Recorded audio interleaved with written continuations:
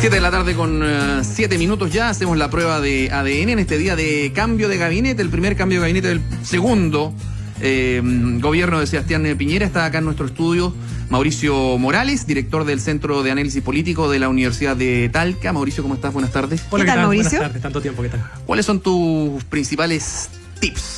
¿Cuáles son los titulares para ti de este cambio de gabinete? Bueno, fuera de lo que ustedes señalaron al momento de comentar el cambio de gabinete, a mí me parece que si bien Piñera tenía tomada la decisión de realizar este cambio, lo relevante es saber por qué lo hizo justamente hoy.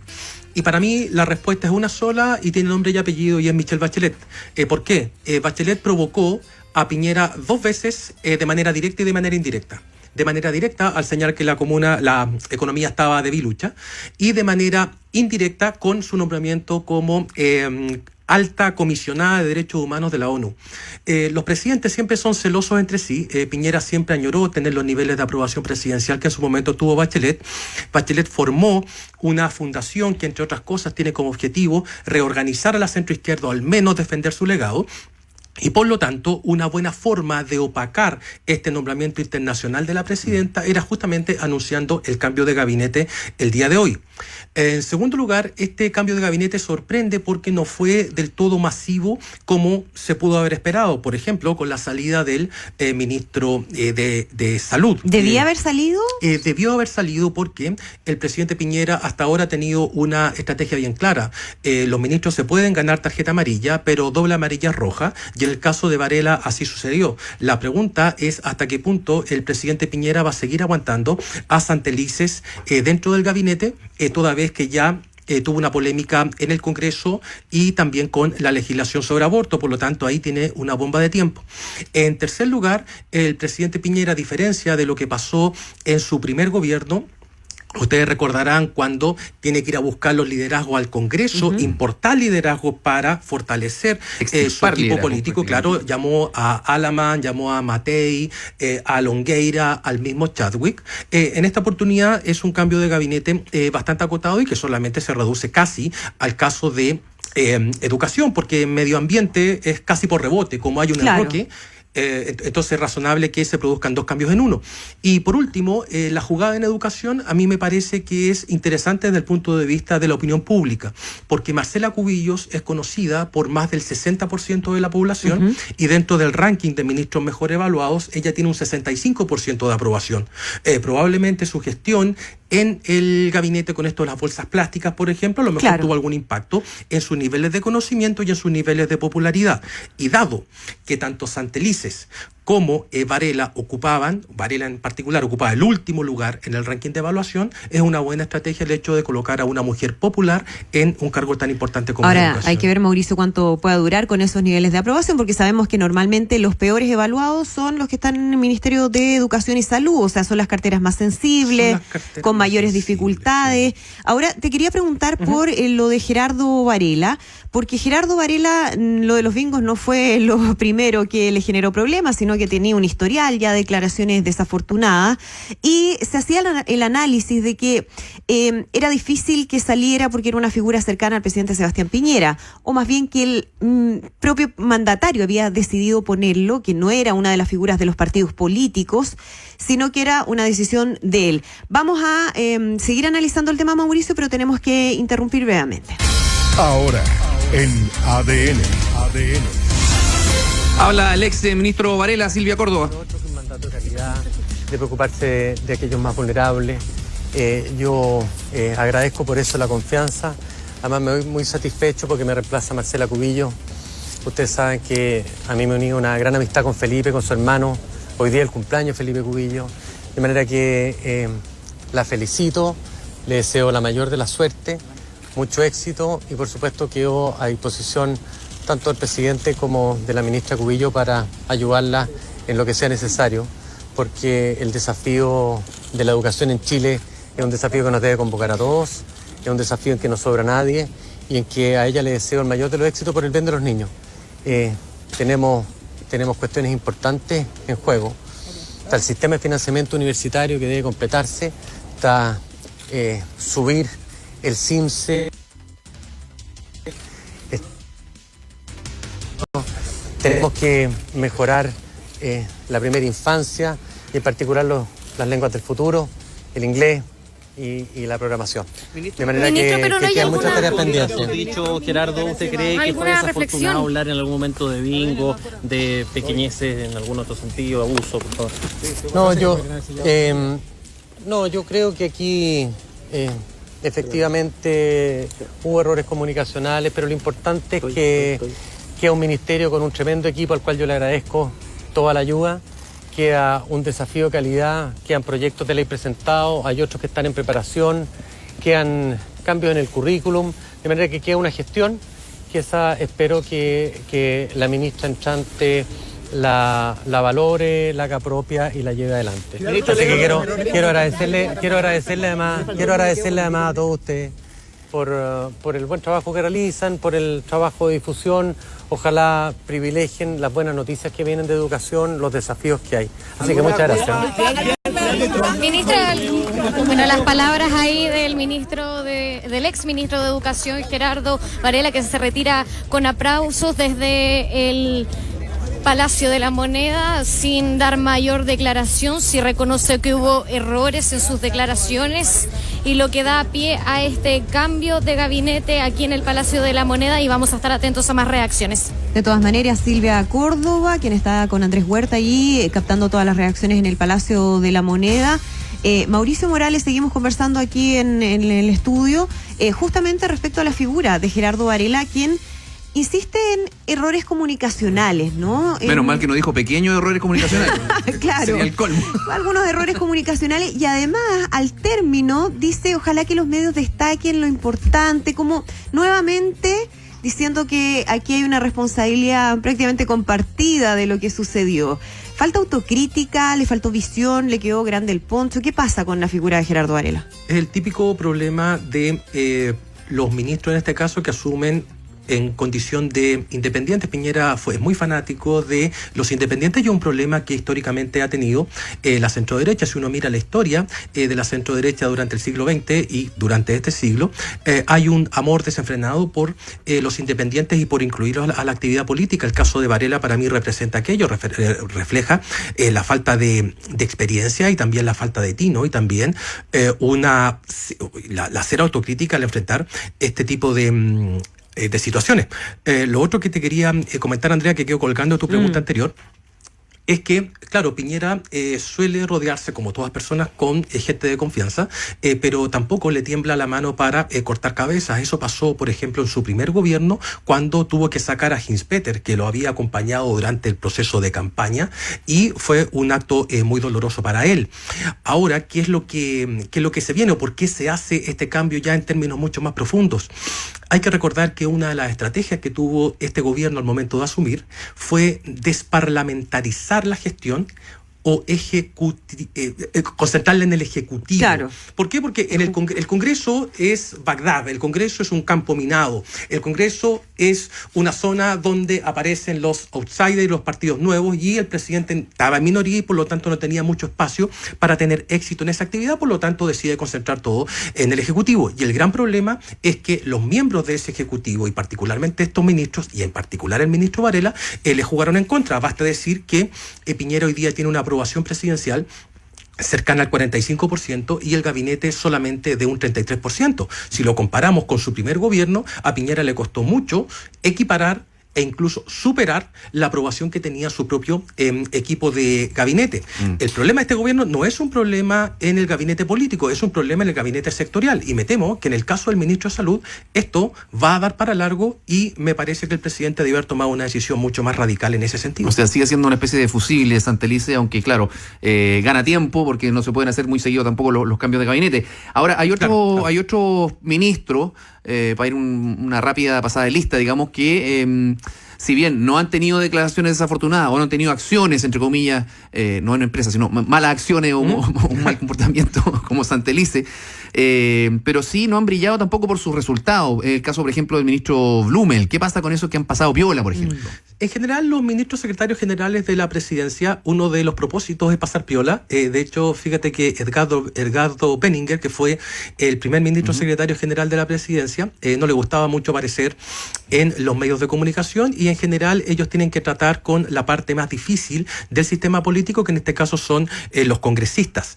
Al ministro Blumel se le va a medir el día de mañana de acuerdo a la cantidad de proyectos aprobados en función de los mensajes presidenciales que está enviando Piñera. Por lo tanto, si bien es una figura que está quizás al debe, todavía me imagino que el presidente lo va a esperar. Él fue el jefe programático. Ahora, durante su campaña. juega a favor, paradójicamente juega a favor el escenario adverso que tiene tal vez el Ejecutivo en el Congreso, y eso en el fondo le da combustible a un ministro que tampoco ha podido mostrar su gestión producto de ese escenario. Entonces no es un problema de gestión o de falta de iniciativa, sino también es falta de agua en la piscina, como se dice. Claro, o sea, Blumel le podría decir al presidente Piñera, mire, los proyectos de ley no los hemos podido aprobar simplemente porque tenemos minoría en ambas cámaras, y en el Congreso vaya usted a discutir con Pamela Giles o con Florcita Motúa el proyecto de ley que se viene, y eso no es fácil. De hecho, hay que recordar que Blumel fue el que llamó a estas comisiones pro infancia, por ejemplo, incorporando a gente del Frente Amplio.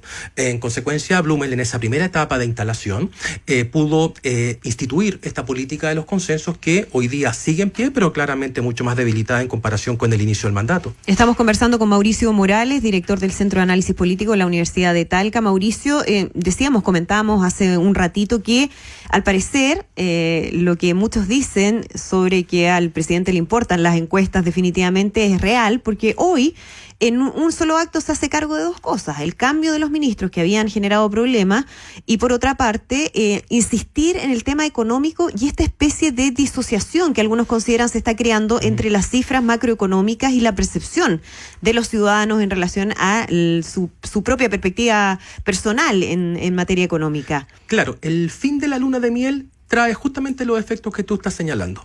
Al principio, cuando asumen los gobiernos, las expectativas políticas y las expectativas económicas son sumamente altas. Por ejemplo, de acuerdo a la encuesta CADEM, al inicio del gobierno del presidente Piñera, el 66% de los encuestados se encontraba optimista respecto al futuro del país. Hoy esa cifra desciende al 47% y el pesimismo alcanza el 24%. Por lo tanto, lo que tenemos en la práctica es un decrecimiento de las expectativas respecto al funcionamiento de la economía, lo que también va de la mano con las expectativas de empleo. Eso por una parte. Por otra parte, otro de los problemas que está enfrentando el presidente Piñera, y esto a lo mejor les va a parecer muy prematuro discutir, es el problema de la sucesión. Uno de los grandes dramas que ha tenido la derecha en Chile, por lo menos durante el siglo XX-XXI, es tratar de entregarle el poder a una persona del mismo color político.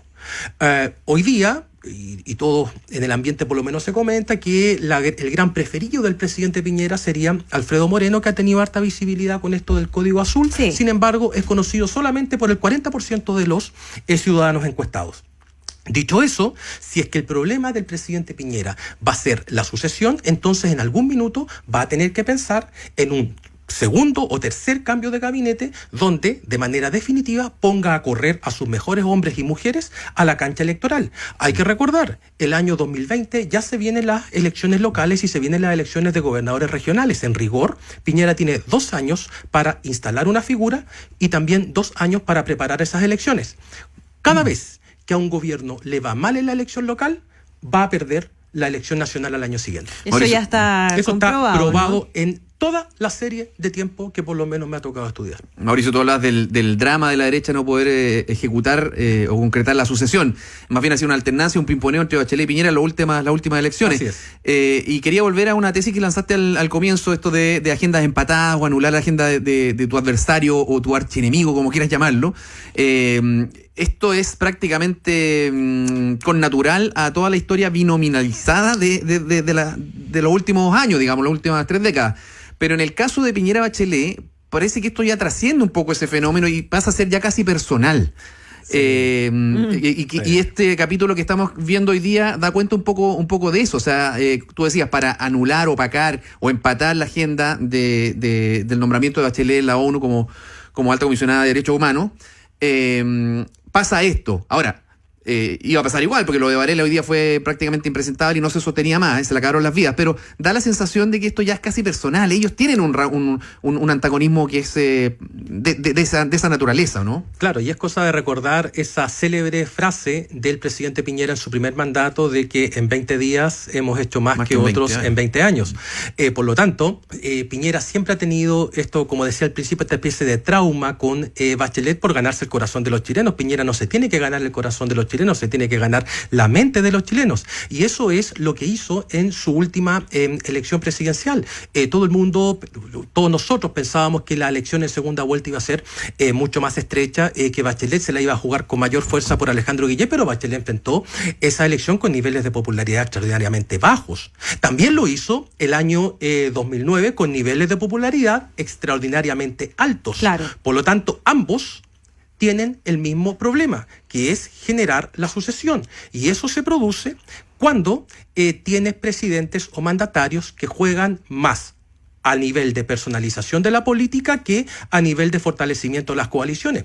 Patricio Aylwin, el año 89 ya había decidido, el año 90 ya había decidido que no quería ser más presidente de Chile. Frey promovió en su momento las primarias dentro de la concertación que dieron como ganador a Lagos. Esas primarias Saldívar-Lagos, claro. donde Lagos le ganó por el 70-30.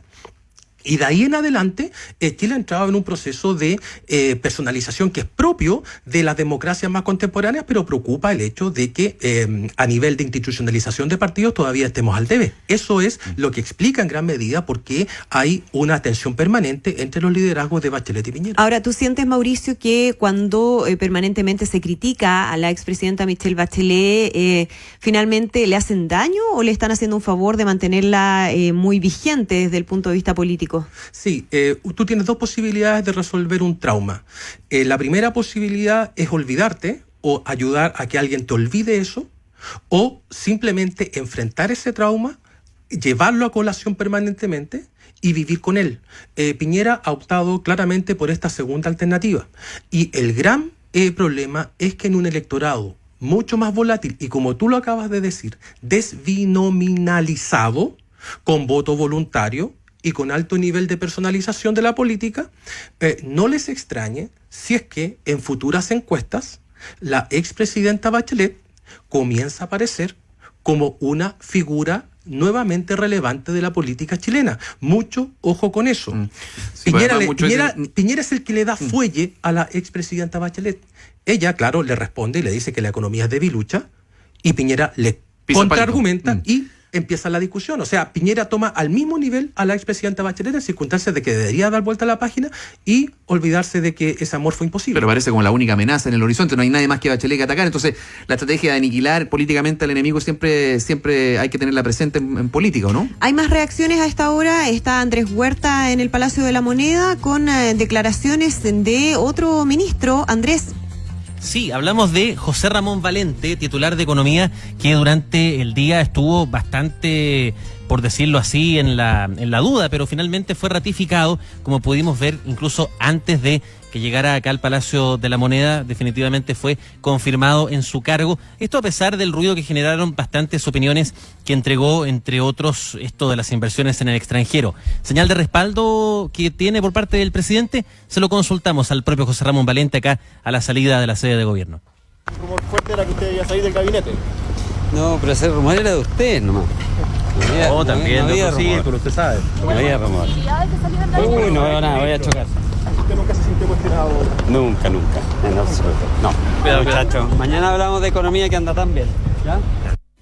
Bueno, de hecho se espera que la próxima jornada, es decir, mañana, haya más actividades de su propia cartera. Hablamos de economía. Es así que además finaliza una jornada en que hubo nerviosas reuniones de última hora, incluso antes de llegar a una cita habitual de los días jueves, esta mesa de desarrollo integral. Se comenta que el propio Valente estableció contactos de alto nivel para conversar con las autoridades respecto a la situación actual del gabinete, lo que habría resultado finalmente en su continuidad, que ya ahora sale de la Moneda, aún como ministro, el titular de Economía, José Ramón Valente. Se queda Valente entonces, Andrés, gracias por la información. Seguimos comentando a propósito de esto, Mauricio Morales. Estábamos hablando de los que se podrían haber salvado, entre comillas, hablamos del caso de Santelice, que una de las razones podría haber sido la falta de una carta de recambio.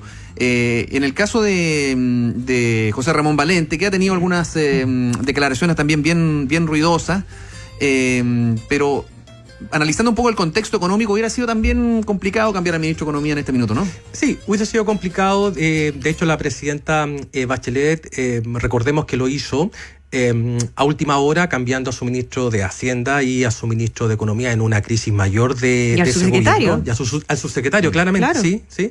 En este caso no hubiese sido una buena noticia. De hecho, si hubiese sacado a Valente, probablemente le habría dado la razón a la presidenta Bachelet de que la economía estaba debilucha.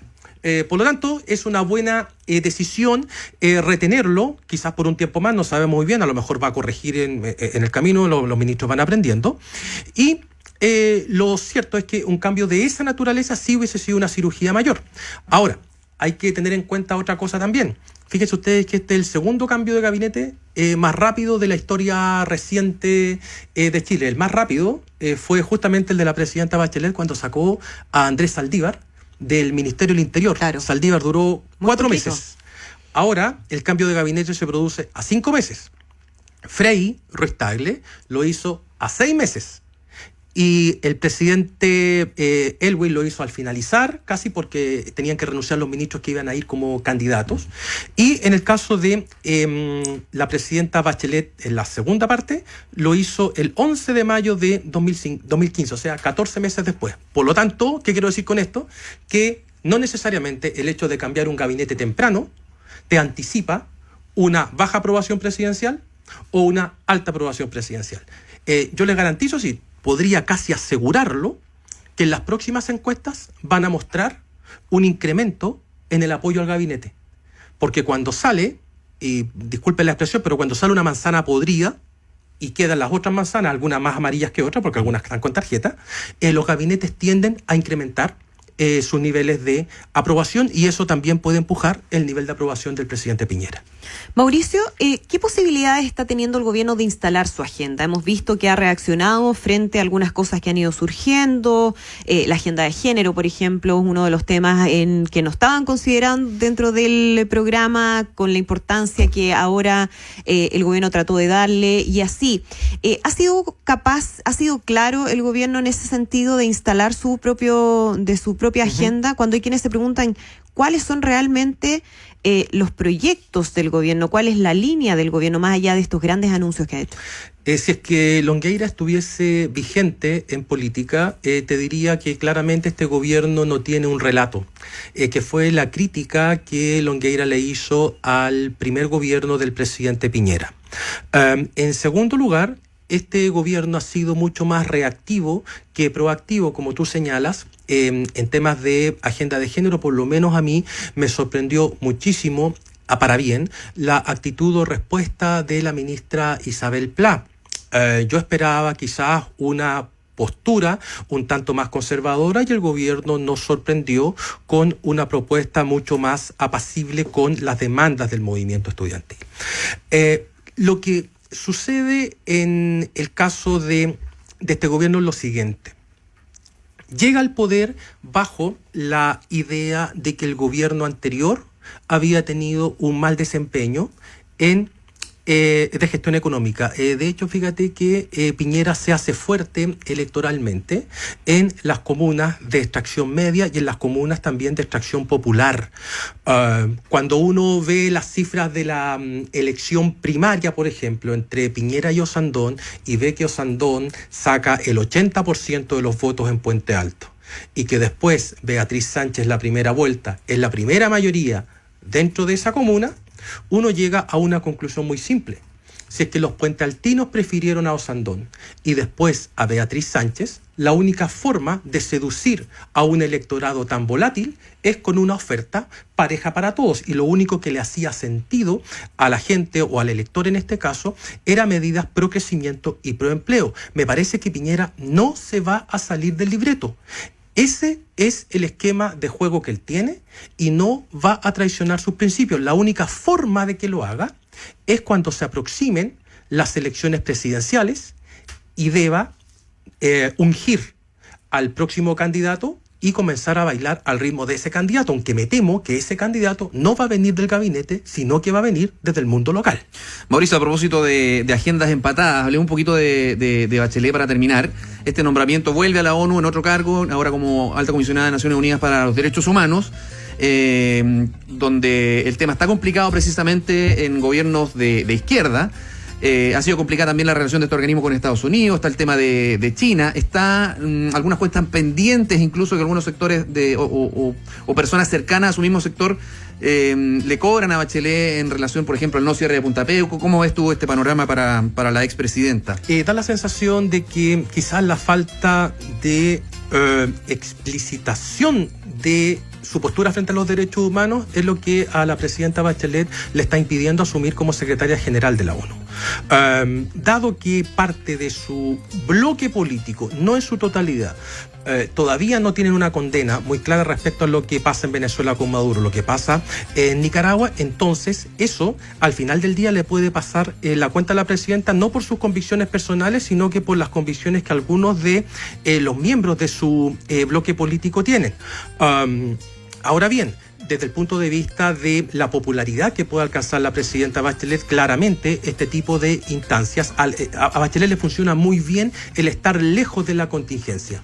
Porque la vez pasada, ¿se acuerdan ustedes que se fue a Nueva York? Claro. No venía a Chile y la tuvieron que ir a buscar. No quiero decir con esto que la presidenta Bachelet tenga intenciones de repostularse. Lo que estoy diciendo es que en el ambiente de una oposición acéfala, la única cabeza a la que se puede aferrar la oposición es a la presidenta Bachelet. Y el gran problema es que la va a tener lejos. Y parece que cuando la tienen lejos, más la extrañan, más la necesitan en comparación a si la tuvieran cerca.